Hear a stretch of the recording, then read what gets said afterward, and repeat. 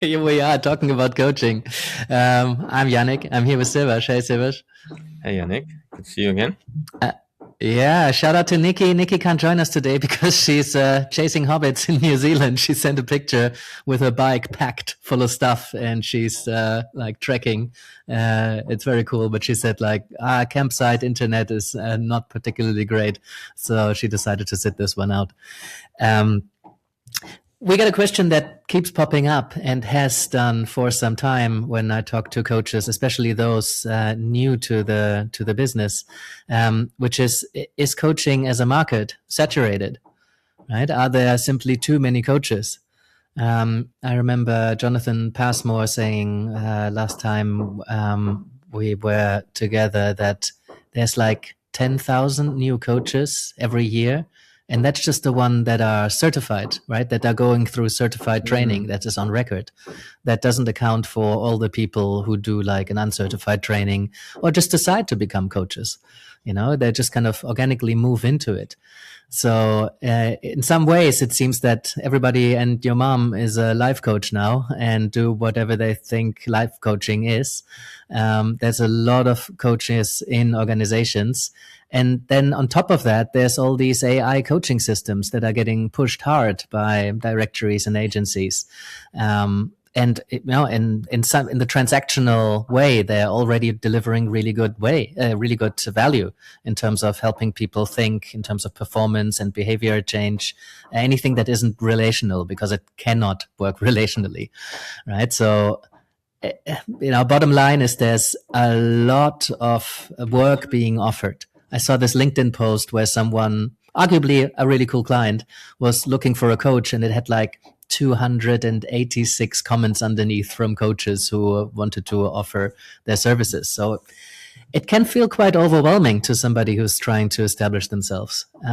Another colleague mentioned, I read it on LinkedIn yesterday, that according to a survey from a couple of years ago, 80% of coaching businesses fail within the first 2 years.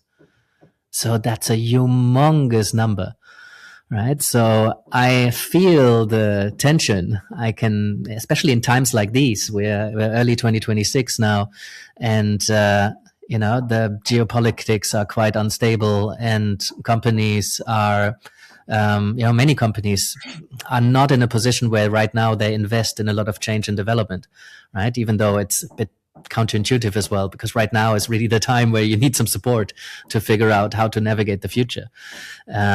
So, you know, there's still a lot of people invest because it's smart, but, you know, a lot of companies do not invest right now because they're holding it together, right? So a lot of coaches are scared Yeah, about, are there too many coaches out there? And is it actually a viable business still?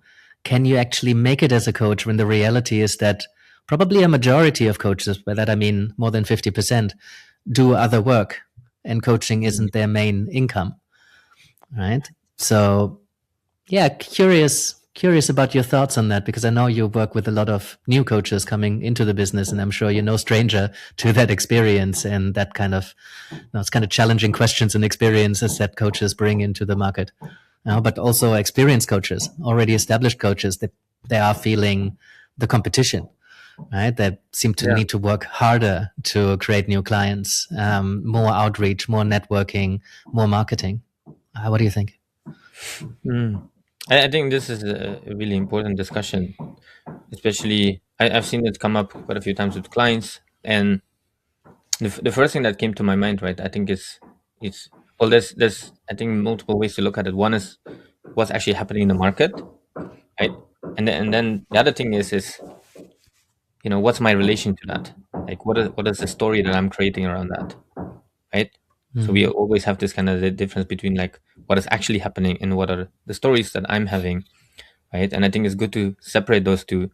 And I think it'd be probably useful to look at both, because if we just look at the story part, right? And I've seen this with a specific client, is because he felt the market is so saturated, he basically just gone from being very active in promoting his business and talking to potential people and actually helping people, to basically almost going to probably doing almost 90% less, right? I wouldn't say that he's completely paralyzed, right? by this idea of that the market is saturated, but it's just really gone into its own head and thinking like, you know what, there's no point in me doing this. There's so many people, and the crazy thing is really is that has over 10 years of experience, right? Like he's really good at what he does, right? And this is the unfortunate thing, I think, whether someone that's listening that's just certified, right? I think even being certified, by the way, like I do think it really makes a big difference. But even just being certified and being in your first year or second year compared to some very experienced coaches, I think the part of this conversation is like, how am I, you know, how am I reacting to this? I love these Byron Katie's questions, right? So she first challenges the story, like, is this true? Right? There might be some truth in it. But the second thing is, how do you react when you believe that's true? Right? And I think I've personally experienced this at some point in my 9-year journey, quite a few times probably. But often, when I get in my own head and I kind of go, I react in a way that doesn't serve me.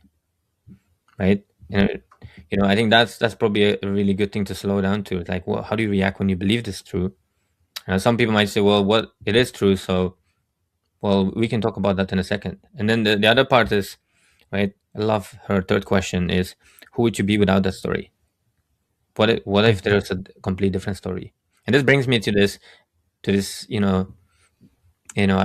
think I read this once in a sales book, and it talks about, two people getting on an island, and they both look around, and one of them is like, oh my God, there's no point being here, right? They're both selling shoes, and they look around, there's nobody's wearing shoes. And one of them is like, yeah, you know what, I'm going, this is just a waste of time. Nobody's wearing shoes. They're not going to buy shoes, right? And the other one is like super excited, saying like, oh my God, I'm going to be rich because nobody's wearing shoes. I can sell everyone shoes, right? So I think there's such an important part of this is just the perception of how do I look at it? Because I can look at the market and see like, hey, there's a lot of coaches, right? There's a lot of well-known coaches. Like, for example, we know Tony. Tony's been around, right? Probably one of the very first few that became really well-known as a life coach, right? I think it's a good thing, because a lot of these coaches that are actively marketing themselves, right, and these certifications that are now popping up everywhere, they're doing a great work raising awareness about what coaching actually is. And I think you'd be surprised that a lot of people still don't know what coaching is, right? So if you talk to people like, what is coaching? No wonder. Yeah. So on one side, no wonder it's such a huge umbrella term, right? It can mean so many different things. Like what Tony Robbins does is vastly different from what many other life coaches do, or organizational coaches. So and also he's selling very aggressively, right? And I think that's part of the reason that so many coaches feel uneasy, because there's this story that in order to make it as a coach and be successful, you have to sell aggressively. You have to really figure out your marketing. And I think there is another way. I so appreciate that you bring the story out at first, because I think it's probably the most important thing. There is what the reality is very much colored by how we relate to it. It's absolutely true. I think coaching is going to become increasingly important, especially given how the world is right now, because we do live in an epidemic of loneliness. We were never more connected and never less connected, right? And especially with all the AI just replacing customer service and replacing so many jobs, so many human touch points that used to be human touch points, and arguably become less and less human, because when you talk to many customer service people, then it does feel like you're talking to a robot. So you might as well talk to a robot. But like, nonetheless, there's a lot of ways in which we used to connect in some way, especially here in Berlin. Like, there's so many human moments in that I hadn't in situations that I hadn't experienced them in, for example, London. Just like going to the store, to going to the corner shop and buying something. Usually in Berlin, I have some sort of human interaction. Picking up a parcel, there's some sort of human moment there. Even the customer service that is located in Berlin, you talk to somebody from Berlin who's sitting in a call center, that it tends to be more human, right? And that's going to go more and more. And I think coaches have a have a pretty special place, especially the kind of life coaches who don't charge extortionate rates, extortionate maybe, but like high tickets. Some of them are extortionate. Some of them are exactly as valuable as they are, but like, I think there's a real niche for the kind of life coach that charges between, let's say, 30 and £100 a session, or dollars, euros, more or less, give or take. Because there's this role of a coach that I read about once in my early training that was to be a professional friend, right? Coaches can be many things. They can inhabit many roles. They can wear many hats. But the part of coaching that feels like you're having a drink with someone that you trust, that you like, that wants to support you, just like a friend would, but without all the baggage that friendship can have and without the dual relationship, where as a friend who's trained to not just jump in to rescue you, but holding space for you to figure out, helping you tap into your own resources. The kind of thing that a really well-educated, well-trained, really in touch with themselves friend who did the work, can bring. And so I think that there's so much potential for coaching to be a relationship that people will want in their lives, as a sounding board, as a professional friend, as a space where you can just open up about things without it being therapy, or, it can be therapeutic without it being therapy, but like not necessarily there's a very clearly defined goal that I want to reach, and I'm now entering 6 coaching sessions to get there. It's more like an ongoing relationship of somebody who's like fully on board with you, to supporting you, and can run through years. As you say, so many people don't understand what coaching is and what it can offer, what it can deliver. And just because you worked with a coach or two, even, it doesn't necessarily mean you know about what coaching can offer, because it's such a huge umbrella term. So I think there's a lot of coaching has such an important role. Coaches have such an important role in this future of AI, because we're offering a relationship that people will experience less and less with the people around them. And there's going to be less and less people around them. So I think that part is so important, and that grows the demand, especially for life coaching. I think less so in organizations. I think the demand in organizations will probably shrink more, decrease. But in the life coaching space, I think it will grow significantly as people struggle to connect. Yeah. I think, and I think it'd be interesting to see how things develop. But I agree with that. I think I've seen this also with businesses, with small businesses, bigger businesses. Right? Is with AI we have access to a lot of information, right? And we have access to some really good strategies. But again, people need that human aspect, right? Because it's again, I think you mentioned, we can touch on that a little bit more, but why do 80% of coaches fail? But I think in general, if you think about businesses, and I don't think it's just businesses, even within careers, right? Or within, the area of health, most people know what to do to lose weight. Most people know what to do to have a better relationship, a better marriage, right? Or progress in the career. And AI gives you even more access to information in terms of what to do. Like you can just tell AI like, hey, this is my current weight. I want to lose weight. This is my routine. Help me, tell me what to do. It will give you an incredible plan, right? But what coaching I think becomes really even more valuable is in between there, in between the, okay, I got a plan. I know what to do, but I'm not doing it. What's getting in the way, right? Yeah. So I think, yeah, 100%. I think coaching becomes more and more valuable. But again, I think the thing here is you need to be a professional certified coach. And it's, to be honest, it's not so much the certification. It's, I think you need to go through professional trainings, right? There's so many good professional, there's so many good companies out there that give you that professional training. You need to choose one and go through that. Whether you get the actual certification or not, I think that's not the real point. But the thing is, in a market where more and more people are entering the market, right? I think it becomes even more important how good you are at what you do. We've talked about this previously in the podcast, right? How good you are, right, is probably, it's probably the X factor, right? It's not Yes, just. but Mhm. I don't think how good you are necessarily. I mean, there's a tendency, there's certainly a correlation with what training you went through and how good you are. Well, not necessarily. I don't think, I think it's much more important that you understand how to connect with people and that you hone your craft. And I've met a number of people who decided not to go the kind of official, sanctioned, accredited, certified way.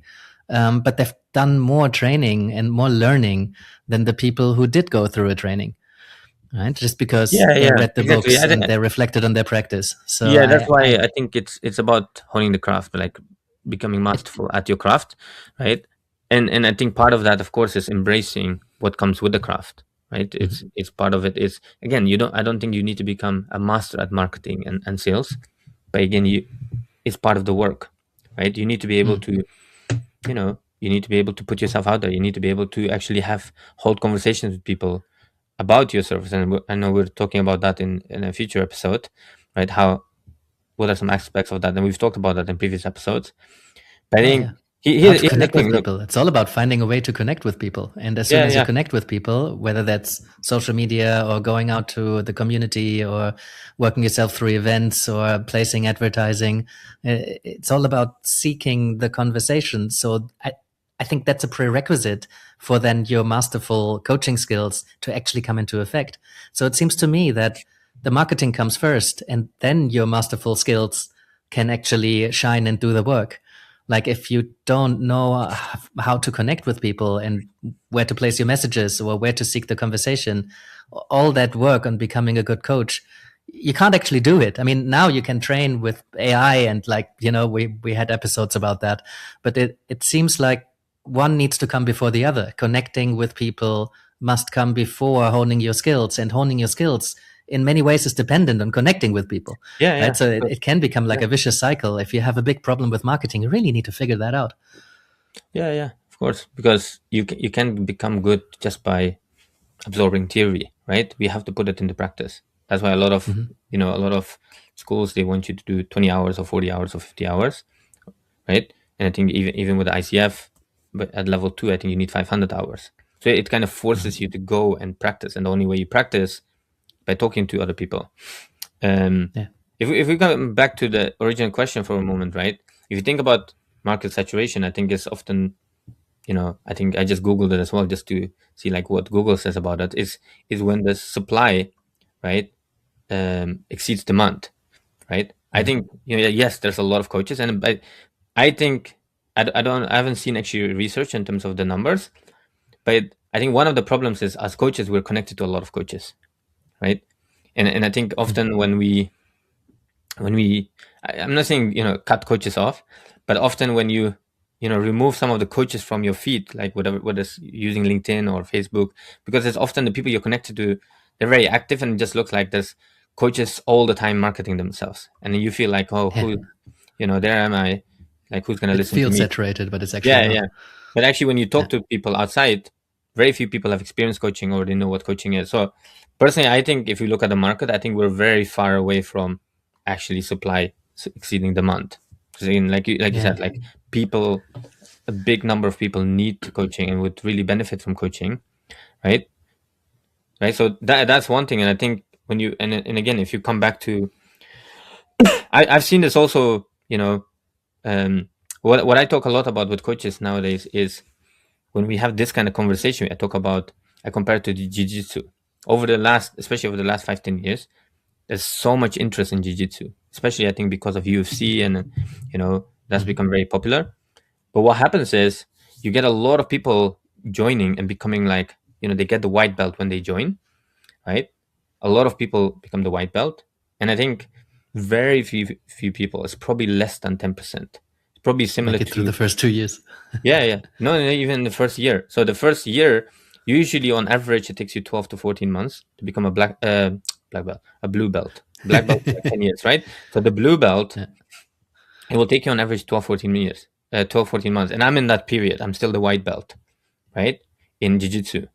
And I think that's what it is. With a lot of coaches, I think you mentioned there's some numbers, right? Around like 80% fail the first 2 years. That's what's happening. A lot of people have that initial excitement. They come into coaching, right? But then also they, you know, they realize like, oh my God, there's so much work. I didn't know I have to learn marketing. I didn't know I have to learn sales and how to connect with people, right? I didn't know this, and all of a sudden there's this overwhelm. I think that's probably where a lot of people fall off. And then the second part is probably because of this. People think like, oh my God, there's so many coaches, right? How do I stand out, right? Mm-hmm. So that's probably one of the things is I think maybe looking at, yes, the market's growing, but how is Yeah. that could be an advantage. I think you can see the gift in that, and that's maybe a good question to Yeah. ask yourself, like, what is the gift in that? And I think the invitation to look beyond where the demand already exists is really helpful, because the demand is there. The demand is not necessarily connected to coaching as a service, right? Because people have demand to figure shit out and Yeah. grow, develop, get over themselves, switch a narrative, like develop, grow, exceed, learn, succeed. I mean, that's the demand is already there. It's just that most of these people who have that kind of demand don't go and look for a coaching, right? If they experience spending some time with a coach and they realize that, oh, this is opening new doors, new ways of thinking, this, feels energizing, and I'm tapping into resources that I maybe didn't know were there, or I'm thinking in new ways, or maybe this paradigm started to shift, or somebody's questioning and helping me to explore my underlying story and, why I'm doing what I'm doing, why things are difficult, and just being seen and listened to and felt, in a space with another human, like experiencing the presence, full presence of somebody else in such a fast growing society. Just being able to slow down for a moment, take a step back and look at who are you becoming and where is this going, and being able to create the kind of awareness that allows you to make very important decisions that are going to potentially change your whole life forever. That's the potential that's there. It's just people don't connect that to coaching as a profession. Exactly. So they don't Yeah. go out and look for the coaching. So when you say, the supply exceeds the demand, well, the demand is already there, but the supply exceeds the people who actively go and seek coaching as a service. Exactly. That Yes. is, And I think, true. I think that's a really big idea, right? And I think that's, unfortunately, I think they should teach that in coaching schools or whatever courses people, go through, because if you think about the problems in the world, they've always been there, and they're probably getting bigger, right? More and more people are overweight, struggling with health. More and more people, because we have access to so much food, right? And it's more accessible, it's easier, Well, most of us. right? Well, maybe not most of us, but Yeah. plenty of us. Yeah. If you think about like UK, Europe, Yeah. probably America, right? Like There are weird probably countries. more divorces, more people struggling in their relationships. If you think about the three big areas, right? Money, relationships, and health, the problems are just getting more and more. And coaching can help them in those areas. But again, like you said, people don't say like, well, hey, let me Google, like, can I find a life coach that can help me lose weight? Right? People are Yeah. looking for those easy fixes. And I think that's the important part, right? Like, important part of this is actually shifting from like, well, I'm just a coach, to what problems can I solve as a coach? And if you think about business, right, the most successful businesses are the ones that solve, real problems for people. And the bigger the problem and the more people that have the problem, usually the more demand for the product. Yeah. In a way, the Yeah. coaching is the product, and it can do an incredible thing. But I think that's a Yeah. big shift that we need to have as coaches. Is like, well, you know what? As a life coach, I don't need to have experience in having an amazing marriage, or having a six pack and having this amazing body. No, I have the skills, right? I have the skills that can help people with these problems. And I think once we see that, the demand is always, the problem is always there, the demand is always there. Yeah, and that's why I'm positive about the future of coaching, right? I mean, obviously it goes in waves, and maybe right now it feels like a more difficult time to run a sustainable business. But I think the future of coaching is bright, because we offer something that is very needed in this world that we are moving into. And we just need to find a way to connect. And I wish more people, and this is an invitation to the listenership out there, is doing more effort to let people know or experience what coaching actually is or what it can do in whatever facet you're relating to coaching, because help people connect their demand to the that is coaching being out there. Right. So if more people work actively towards helping people make that connection, then we'll create more demand in coaching, because the demand that coaching satisfied is already there existing. We just need to connect the dots. Yeah. So I think particularly the existential type of coaching, person-centered, the relational coaching, the gestalt coaching, the coaching that works with a human to human, holding space for people, connecting, working with, you and me in partnership, working towards something, that will become so much more valuable in this age of AI. So I think, even if it is a bit of a slump right now, that I think the future is still quite bright. Yeah. And the last thing I want to share on this, it's also, again, just looking at from a supply and demand part. If you become good at what you do, right, you hone your craft. The beautiful thing is, right, and this is one thing that I learned years into business, because I always thought about, well, how can I? There's so many, how can I get clients, right? Like that's usually the question we ask, like how can I have more clients? How can I work with more people? The thing is to understand also that there's only one of you, right? So once you become good at what you do, right, and this, I've seen this again dozens of times with coaches. It's happened to me quite a few times. Is that once you become really good at what you do, and you have clients, well, one thing that happens is clients make referrals, right? They talk about your work to their friends, family, colleagues. You get more renewals, and then what happens is you get to a point where you're basically full. Your practice is full, and this happens because there's only one of you, and you have a limited time, right? So when we look at the market is one thing, but then we also want to come back to like, well, there's me, and how many people can I work with without burning out? What is my reasonable hour? And for some people, this is maybe like something in the future, and some of us are closer to that. But I think it's really important to look at that and see like, okay, well, I can comfortably coach, let's say, 3 people a day or 4 people a day, giving people enough time, being really present, right? So let's say if it's 3 people a day and you want to work 5 days, that's 15 people, right? If you do weekly sessions, that's only 15. If you do 2 sessions a month, that's potentially 30. That's very limited compared to how many people are out there that could use your coaching and benefit from coaching. So that's another thing to look at. If we actually communicate that, like, hey, I can only work with so many people. And again, this is not so much like a marketing technique, but it's actually just realizing that your time is limited. Once you become good at it, you will start getting full. And the beautiful thing is, because the supply is very limited, the value increases, right? And this doesn't mean that you have to increase your price. That's one thing, but the thing is that as the value, because the supply is limited, the demand naturally increases, right? The demand in that product naturally increases. This is one thing obviously we see with diamonds. A lot of it's of course marketing, because there's probably an endless supply of diamonds, but they just release a limited supply. We see this with iPhone. Every time Apple releases an iPhone, they always limit how many iPhones they release. So part of this, I think, a shift in thinking for us coaches is actually see like, yes, there are a lot of coaches, which helps with awareness.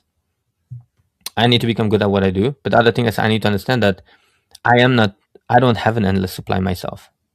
There's only one of me, and I can only work so many hours, right? And when we can communicate that limitation makes us valuable. So I think that's really important in this context to think about that. My job is not just to, compete with everyone else. My job is part of that is just to, How would you communicate that? Obviously in the beginning, in the beginning, obviously for me, like one of the core values is being honest, right? I think sometimes I've learned in business programs to just always say, yeah, I have only 3 spaces available this month. But if that's not true, don't say that, right? Yeah, that doesn't help coaches who struggle to fill up their schedule right now. Yeah, exactly. But I think one thing is to just actually be clear about the lifestyle that you want to have. I know you're married, you got kids, right? There's a second one on the way. I get 2 kids. So the part of that's actually just to see like, hey, what is my ideal hours? So for me, it's, let's say, usually around 9 to 3, and sometimes 9 to 4.